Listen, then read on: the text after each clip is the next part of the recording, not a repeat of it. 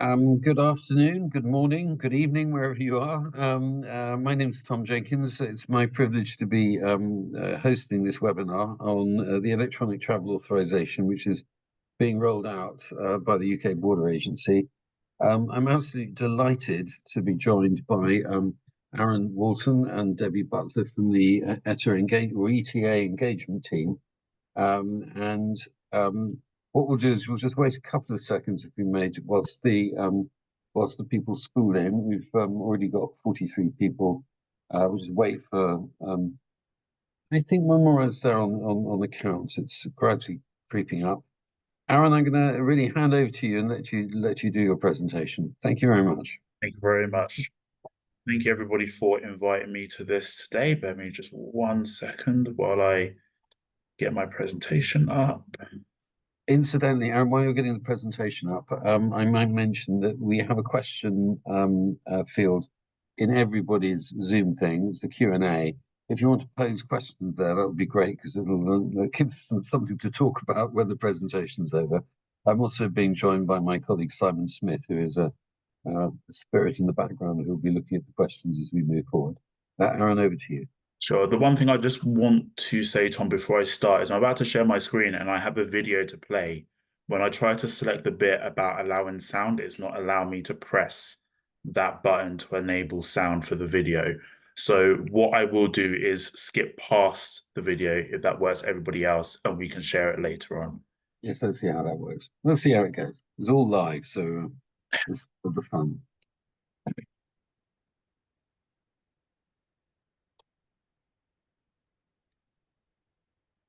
Yeah, we can see your screen. Yeah. Yeah. All right. So thank you everybody for bearing with me. As said, my name is Aaron Walton. I'm also joined by my colleague Debbie Butler, and we are from the Fusion Systems program here within the Home Office. The reason for our presentation today is about the Electronic Travel Authorisation. As I can't see anybody, if there's any problems with my slides or anything like that, if one of the organisers can just shout and let me know, because I'm getting a couple of pop-ups saying there's an issue with my Zoom, but if it's all continuing fine, then we'll go that way. It looks great, don't worry. That's great. Okay, so in terms of, before I talk about ETA, I'll talk about sort of touch on the wider government vision and also this idea of a permission to travel. So as you can imagine, the government, the UK government especially, wants our immigration system and our border systems to move into the future. They want to make sure that traveling to the UK is as easy as possible. One of the ideas about this whole vision is this idea of a permission to travel, which essentially means that anybody wishing to come to the UK will need some sort of permission before they do. The reason somebody's permission is very much dependent on their circumstances with coming to the UK and also their nationality. So this isn't a new thing. Permission to travel is something that's been around for quite some time. However, we've just added some things to it as we've sort of started to roll out the Electronic Travel Authorisation. Excuse me. So some things won't change. So for British and Irish citizens, their permission to travel will be their passport. That's not changing. That remains exactly the same. So they just need to show a valid passport to evidence that they can travel to the UK. It's also the same as visa nationals as well. So those who require a visa to come to the UK for a visit, so off the top of my head, Indian nationals require a visa to come to the UK.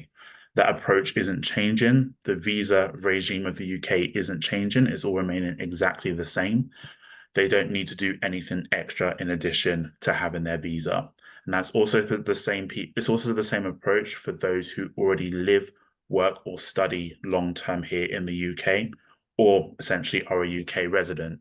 So regardless of your status, whether that's EU settlement scheme, refugee status, you work here, you live here, you have leave to remain, indefinite leave to remain, there's going to be no change in that. That will remain exactly the same. Where it will change, and I'll talk about that in a moment, is sort of the transition from biometric residence permits to e-visas. But again, nothing's changing about that.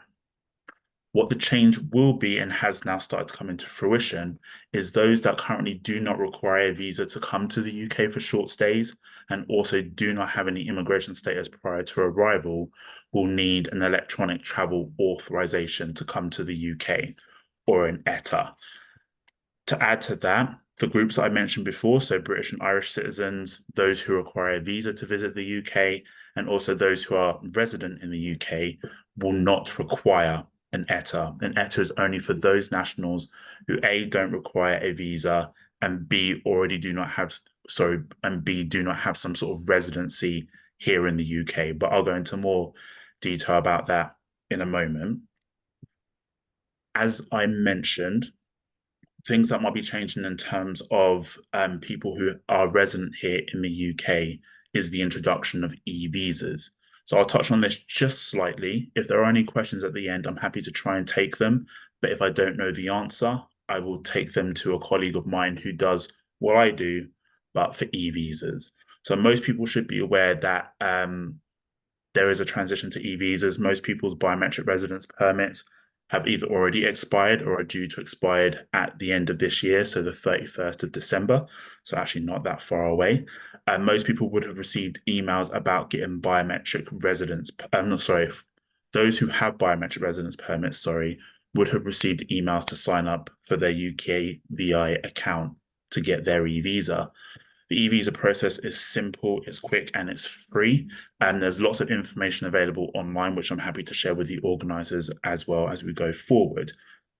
Those who have indefinitely wet ink stamps or sort of like the visas within the passports, the vignettes in the passports, they will be encouraged to sign up for the process as well. So the UK VI e-visa process.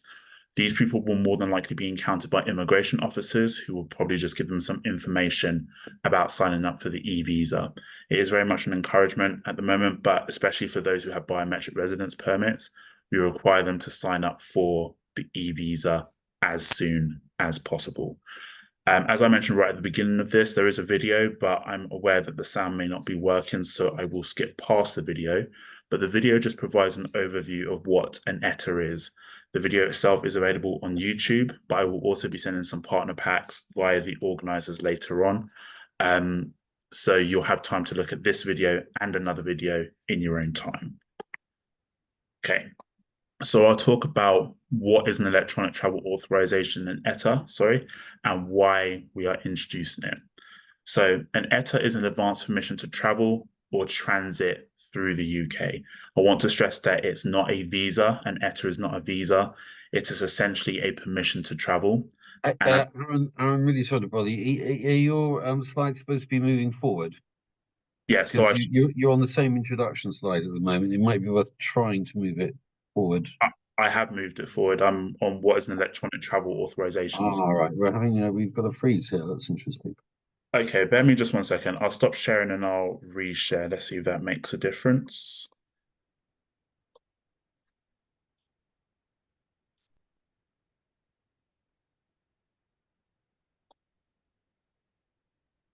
Well, we've got front screen. I think there. Here we are.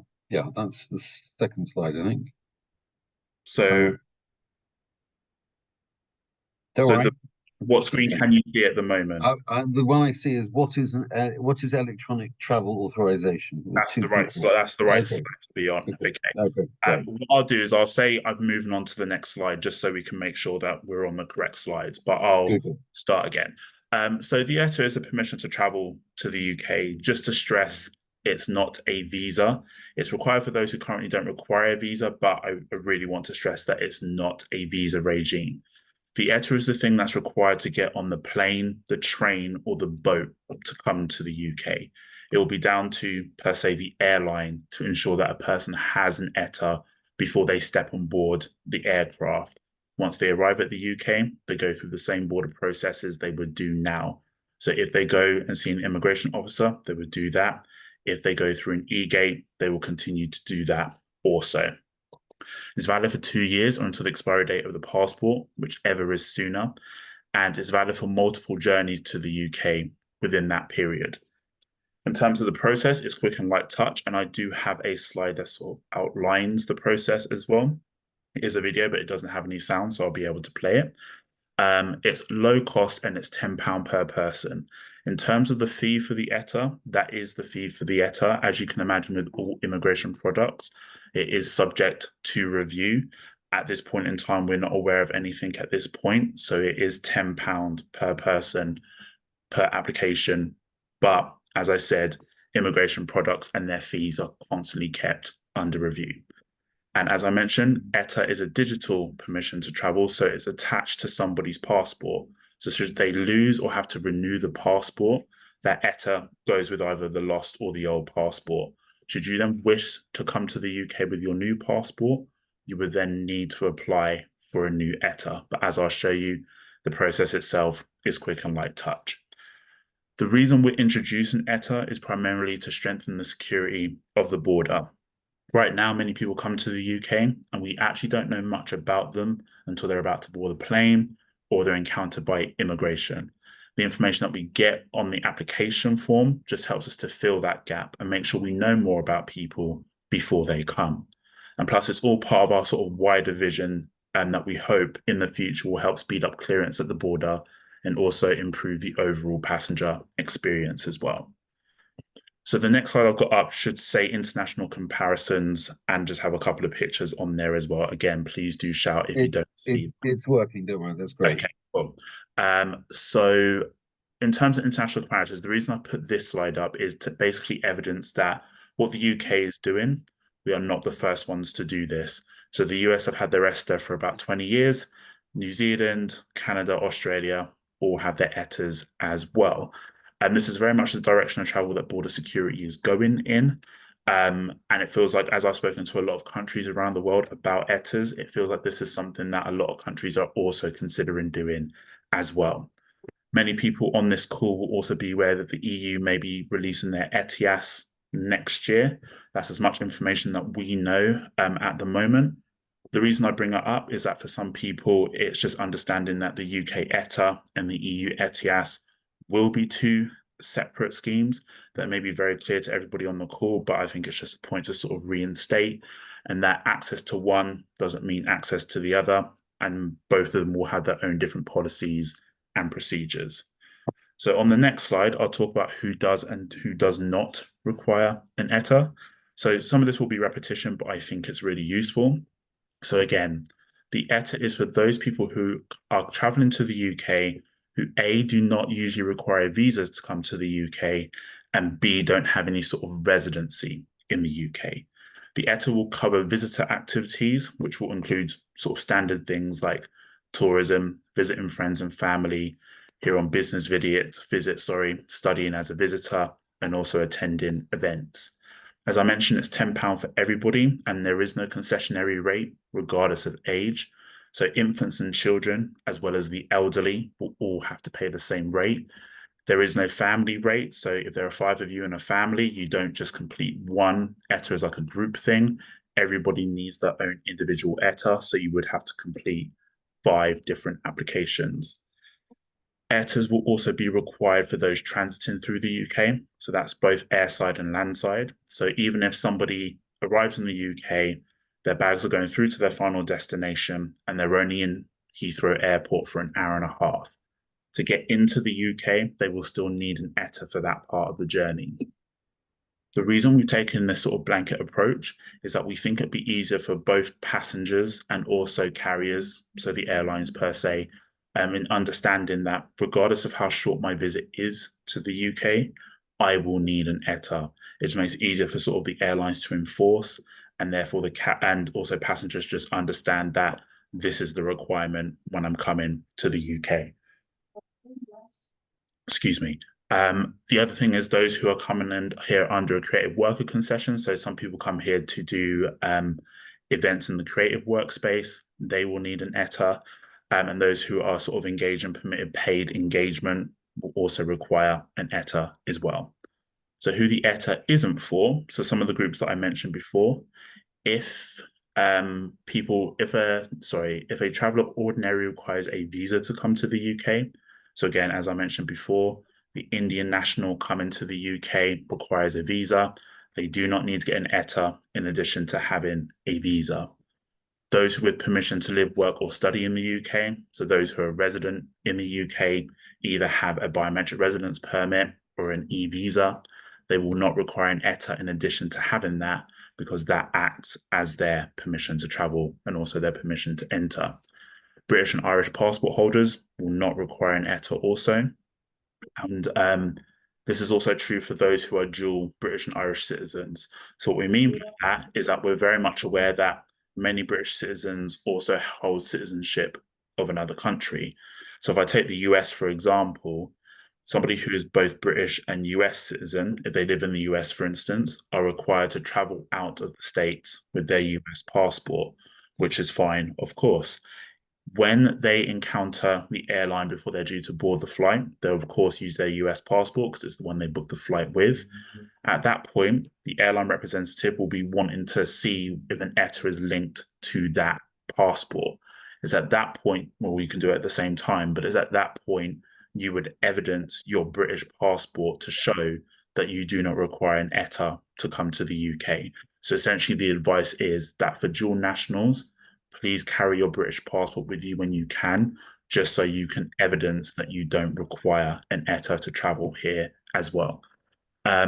Those legally resident in Ireland who do not require a visa for travel to the UK also don't require an ETA, but I'll talk about that more in a moment.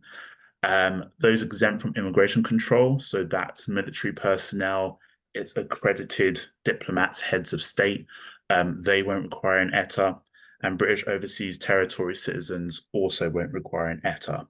The other thing I also wanted to mention was French school children as well. So the government, in terms of ETAs and the implication for French school trips, have considered these implications. Right now, they have temporarily exempted the ETA requirement from French school groups until a group solution is developed. So essentially what that means for now and for the foreseeable future, until the government tells you something different, French school children and the trips that they sort of go on will be exempt from the ETA requirement. This is only specific to French school children. It hasn't been extended out to any other nationality school groups at the moment. To say that that discussion isn't happening in train, but as it stands at the moment, this is the policy. So ETAs won't apply to French school trips. I just wanted to make that clear. So I've moved on to the next slide about the common travel area and just how ETAs applies to that. So the UK government remains committed to the common travel area, and British and Irish citizens do not require an ETA. This means that the UK will not operate any routine immigration controls on journeys from within the common travel area, and also no immigration controls whatsoever on the Northern Ireland land border.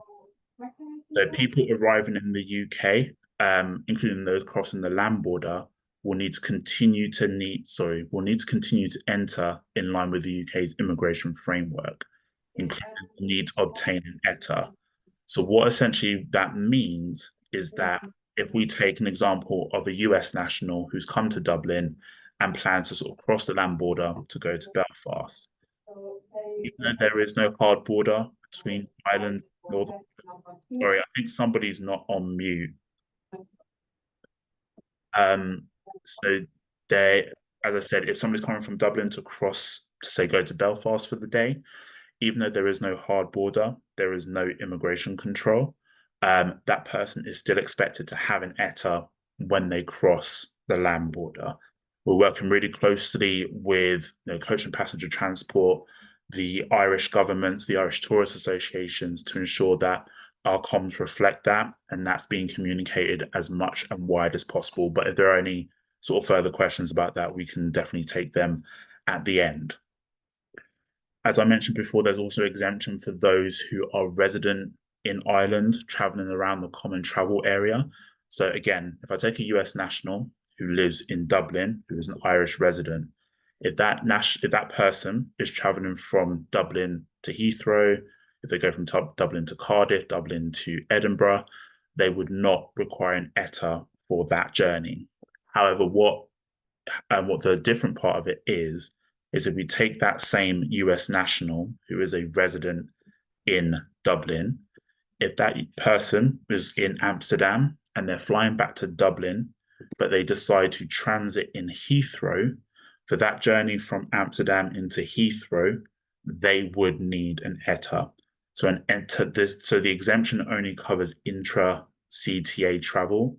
Anything outside the CTA coming back into the UK would require an ETA. But again, happy to have that conversation if need be after this. So I'll move on to the next slide, which is the application process. So I'll show you a demonstration of the app, but I just wanted to quickly touch on some aspects of the application process itself. So applying for the ETAs can be done in two ways. So there's the app, which I will demonstrate to you in a moment, and then there's also gov.uk. You can use both the app and gov.uk to support somebody else to apply for an ETA. How it differs slightly, as you'll see with the app, there are questions about, there are requirements to take a liveness scan and also a picture of yourself whilst using the app. So therefore that person needs to be in the room with you. With gov.uk, you can use that person doesn't need to be in the room with you. So app, the person needs to be in the room. Gov.uk, they don't need to. In that respect, if you're using gov.uk and somebody else is thousands of miles away, they would need to send you a picture of their bio data page from their passport and also a passport picture of themselves. If you are filling out the application for somebody else, it's down to the applicant to make sure that the information you are inputting is correct. It's the same with any visa product or any sort of immigration product. We're aware that people support others to fill out their immigration products, even ETAs. But again, you as the applicant, as the person whose name is tied to the ETA, whose document is tied to the ETA, is responsible to ensure that the information that is inputted is correct. So you can use a debit or credit card to pay for an ETA, and you can also use Apple Pay or Google Pay if you're using the app. The process itself on the app takes less than it can take less than 10 minutes. What I'm about to show you now has been done in about 2-3 minutes. So the app, as you should see on the right-hand side, will start changing. It will tell you what you need to complete the app, which is essentially your passport and a method of payment. The first thing it will ask you for is your email address, and then for you to confirm a 6-digit code. It will ask for your telephone number, and then if your passport has a biometric chip. If your passport doesn't have a biometric chip, that's fine. You can select no, but this process shows as if somebody selects yes. You then take a photo of your passport as shown there.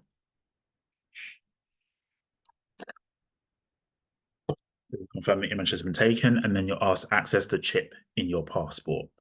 So again, if your passport doesn't have a chip, you wouldn't do this step, but this demonstration just shows as if somebody does have a chip in their passport. Once the chip has been accessed, it will then ask you to take a liveness check. So basically to check that you're a real person. Once it's happy with that, the application will then ask you to take a picture of yourself. So essentially a selfie. But this isn't just an ordinary selfie. It has to comply with passport regulations for photos. So no glare, no obstacles in the background, no shadows, clear faces, things like that. Once it's happy with what it's taken, it will confirm if the photo meets the requirements. It will then ask you to check the information you submitted thus far, and then it'll ask you for your home address. So this application process doesn't ask you how long you're here in the UK, where you're staying, which flight you came with. It's very much just focused on you as the individual rather than what you're here in the UK to do. Following that, it will ask you if you've got any other nationalities, if you have a job, and if so, what is that job?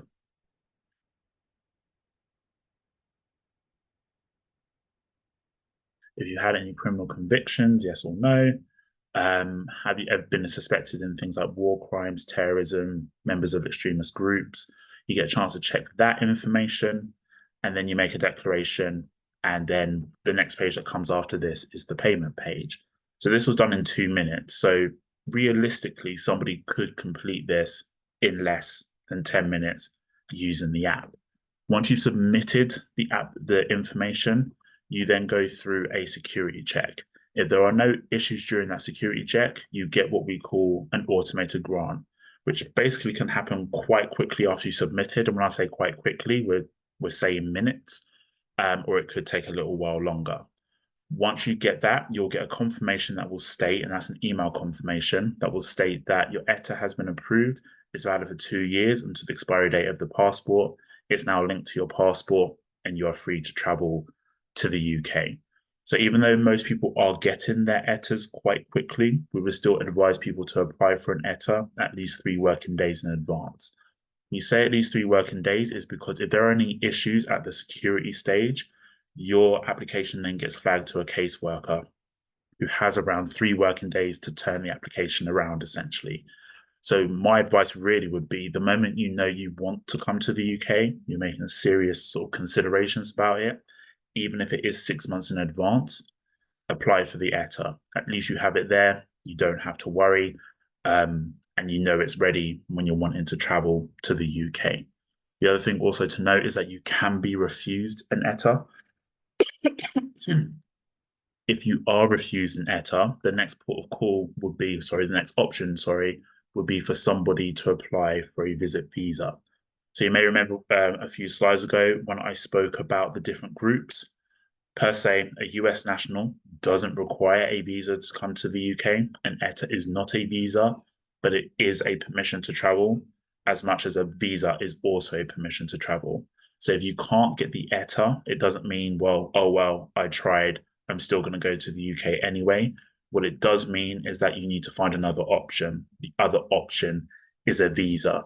So if you apply for a visa, you get to provide more information on the visa application form, which then can be considered by a caseworker whilst they make the decision. Because as you can see with the ETA application, it's quite light touch.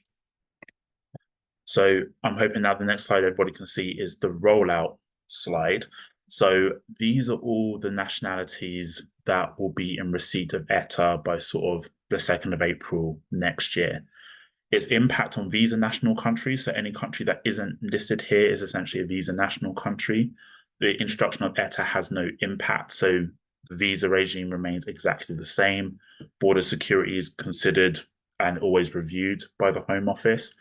But if it's not listed here, it's not in receipt of ETA. So I just wanted to make that point clear. So I'm hoping most of you are familiar with the rollout, or at least sort of the first stages of it. So we went live with Qatari nationals last year, and then the rest of the Gulf Cooperation Council states this year. In terms of how it's gone really well. Up until September this year, we've had about 600,000 ETAs granted, which is really good, really great. It shows that people are engaging with the process. I'm hoping that you're also aware that on the 10th of September, the Home Office then sort of released the next phases of the rollout. So since the 27th of November, the big block in the middle, which includes nationals from countries like the USA, Canada, Australia, a lot in South America, and also the Pacific, have been able to apply from the ETA since last Wednesday. And they'll be able to use it for travel on the 8th of January. So it's about a 6-week travel window to accommodate for Christmas. What this means is that during this 6-week period, if somebody chooses to travel on the 10th of December and they don't have an ETA and they're from this big block of countries in the middle, that will pose no issue. Airlines won't be looking for the ETA, so you can still travel freely during that time. The 6-week travel window is to allow people time to get used to applying for it. It's the same approach in phase 3. So again, this is European countries. Some of the European microstates are also listed as well. They'll be able to apply for the ETA from the 5th of March next year, and then use it to travel to the UK from the 2nd of April.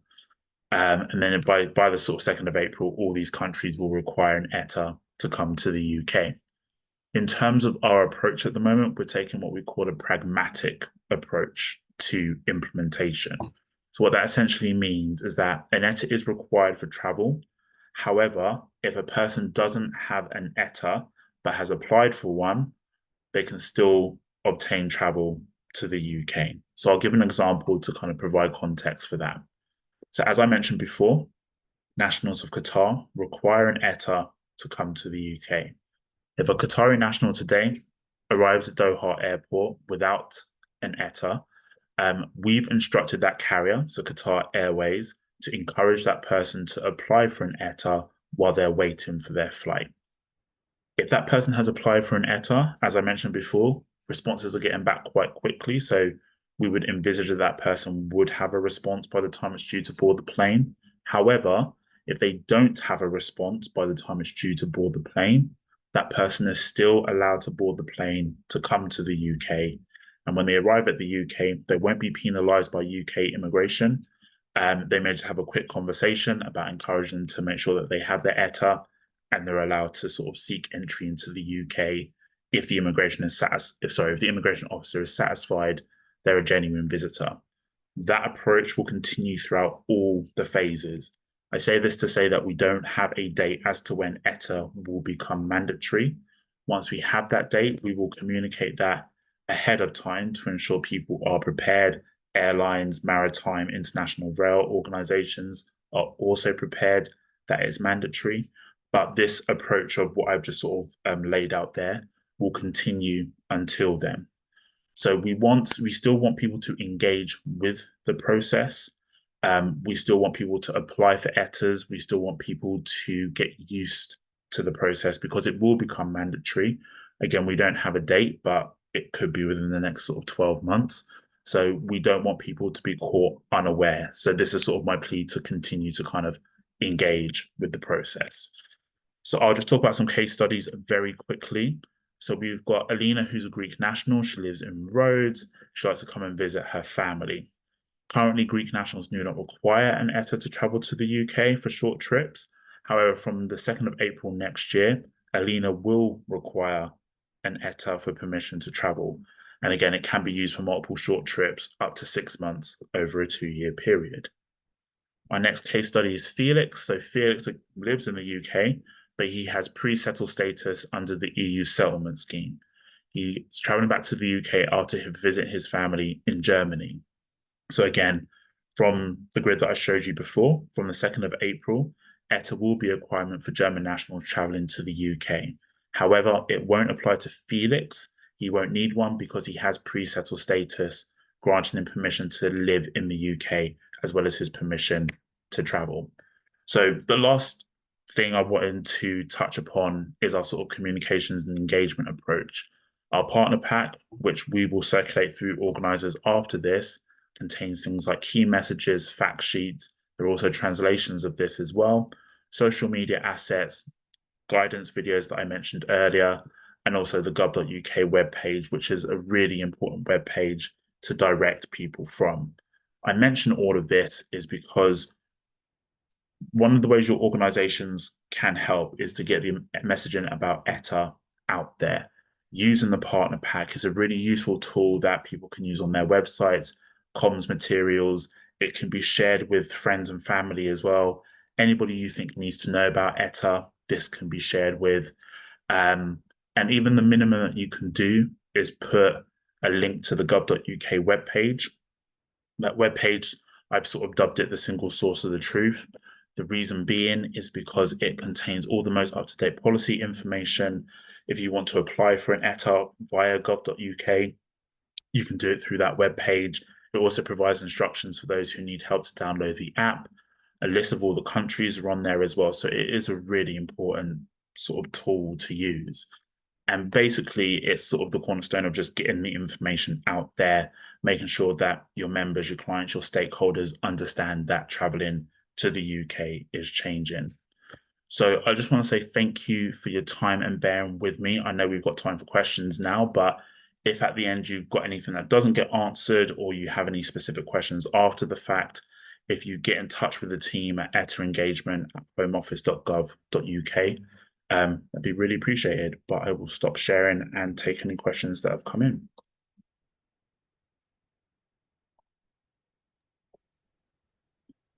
And just really from my point of view, thank you. That was admirably clear, and you coped with the technical difficulties with real suave grace. So thank you very much. I think everyone is now fairly well appraised. From my point of view, I thought it was really heartening to know that you've already successfully issued 600,000 ETAs so far. Proves it's going, it's working, and also the fact that you're effectively doing a soft launch is, I don't think that's to be publicised, but I think it's very good news that we're still extending a welcome to people who might find it challenging. Yeah. And both those things I think are effectively good news. Now, we have a number of questions. They're all relating, of course, to the Irish problem or the Irish issue, I think maybe the right way of phrasing it. I think I'm just having a quick look for the questions ready. One moment while I get them up. I think that the main issue we have is that, as you know, we're going to have we're going to have big issues with people based in the Republic of Ireland travelling into Northern Ireland. Particularly, one of the questions posed just now is what happens if people are moving from one part of the Republic of Ireland in transit, effectively through Northern Ireland. They're in Armagh, travelling through Northern Ireland to get into the Republic, or vice versa. Will they need an ETA? And So, sorry.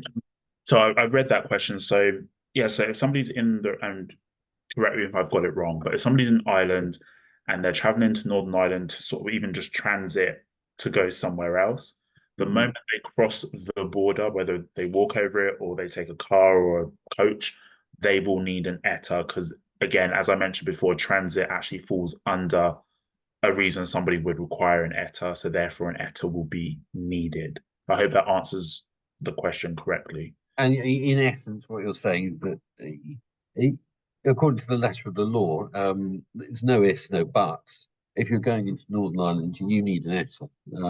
If you're one of the people who require an ETA. So Yes. I've got another question here, which was posed before the webinar started, which is we have a lot of people worried about ETA, especially people who'd like to go on a day tour from the Republic of Ireland to Northern Ireland. And I think those people are captured under the requirement of an ETA if that's what they need.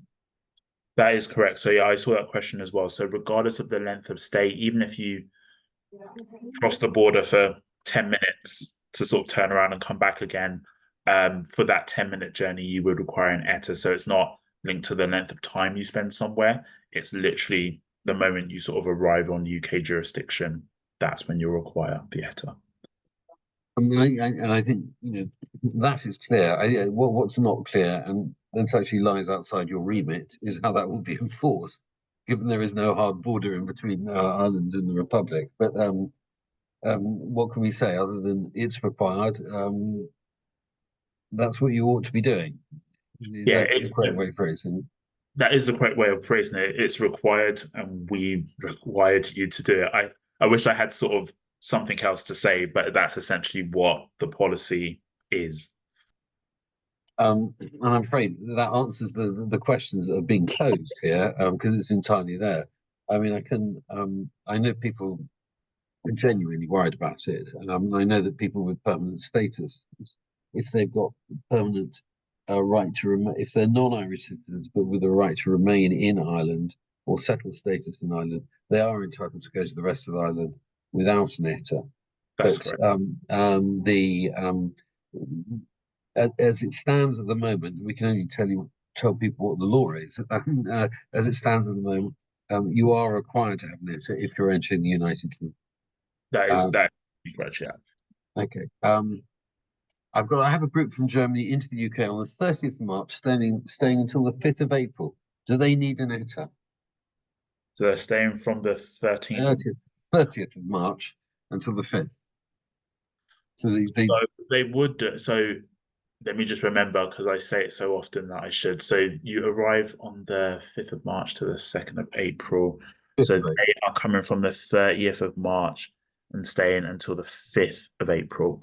Because the ETA is required to travel from the 2nd of April, if a group from Germany arrive before then, they won't require an ETA.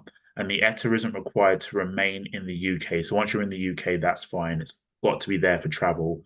So because the group arrives before ETAs become a requirement on the 2nd, they won't need an ETA. Right, I've got hello.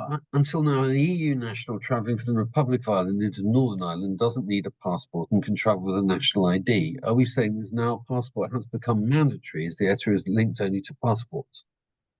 Okay, so I've seen this before. So as far as I'm aware, I know that an EU national traveling into an island requires and do it on an ID card. But again, when we left the EU and that whole discussion about ID cards happened, I know you can't arrive in the UK with an ID card from a certain date. I know it was maybe a couple of years ago. So really, technically, people should still be arriving into the Northern Ireland with a passport because, again, Northern Ireland is part of the UK.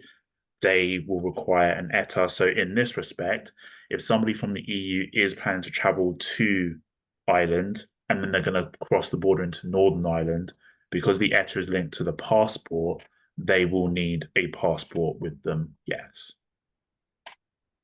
Right, okay. And there's just a comment underneath which saying we're still working with the UK Minister for Migration and Citizenship for exemption as this approach is unmanageable. I merely leave that statement hanging in the air. I don't question the statement, I just read it out, I think is the answer. Sure. That's fine. We're very much aware that there is still discussions going on behind the scenes. As far as I'm aware, what I've told today is the policy as we know it today. Well, thank you. Simon, you're the great master of both this subject and the questions flowing in. Is there any question you wish to raise? Yeah, just to say on the deep link topic, so up to now, when you enter Northern Ireland, you automatically get granted deemed leave status, and I understand the Home Office are working on comms on deemed leave. So we'll explain about that at a later date. Just a question I know hasn't been raised yet, but I want to know the answer to is the application turnaround time. So it's been up to 3 working days at the moment. I understand that it's still the current turnaround time since last Wednesday. Yeah. Yeah, that's correct. So in terms of the turnaround, as I said, most people who are sort of passing the security check get an automated grant. That's happening within minutes. But if your application is being flagged to caseworkers, they have sort of a minimum of it's sort of 3 working days maximum, sorry, not minimum, to turn the application around. Okay. And the other question I had, it's just been raised as well, just in the chat, is regarding the third parties applying on behalf. And I know you've mentioned it earlier regarding the 2 processes. So the answer is yes, but I'll let Aaron to say a bit more about that. Sure. Yeah. So you can apply on somebody else's behalf. So there's the app and there's gov.uk. If you're applying with somebody on the app, they need to be in the room with you because, as you saw, you need to be able to take a picture of that person as you're completing the application. However, if you've got friends or family in a different country, you're per se in the UK, if that person can send you a picture of their biodata page and a passport picture of themselves, you can do that on gov.uk, upload the information, and whether they help you over the phone or you know the information to complete the application, that's fine. The thing I will stress is that it is the applicant's responsibility to ensure that you, the third party, are putting the information in correctly, because again, it relies on the applicant to make sure that their immigration product is truthful and correct. And just lastly from me, so just say on the partner packs and the videos, we do share this on our website. So please do look. You don't have to log into the area of that website. And finally, just say on the website, we do have translated versions of the partner packs. So please do look at that. The application form, though, is only in English. So just to be aware.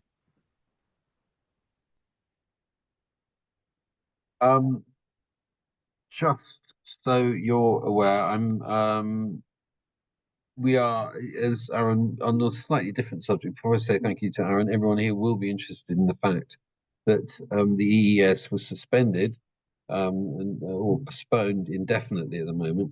We are expecting, Simon, correct me if I'm wrong, if there is going to be another discussion next week where they may come up with an implementation for the electronic entry system for the European Union. That, for those of you who are unaware of it, is the prelude for the introduction of ETIAS. It's basically a way of registering people arriving in Europe electronically.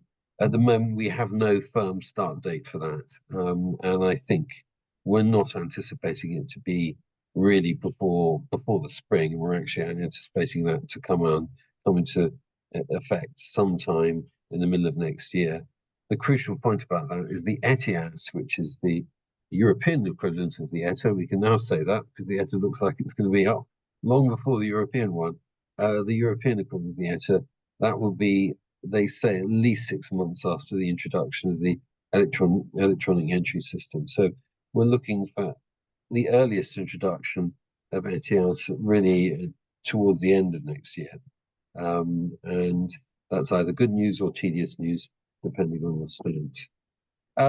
We will keep you briefed on that, because if there's any information coming up next week, we'll keep you briefed. But my main purpose now is really just to thank the Home Office, to thank Aaron for giving really a really lucid explanation of what's happening. The information is obviously available on our website, as Simon said, in the ungated section of the website, so everyone can look at it. I think we've answered everybody's questions. So it was really just me to repeat my thanks to Aaron and to Debbie, who's been sitting in the background, to Simon, and to you all for attending. Thank you very much indeed. Thank you, everybody, for your time. Take care.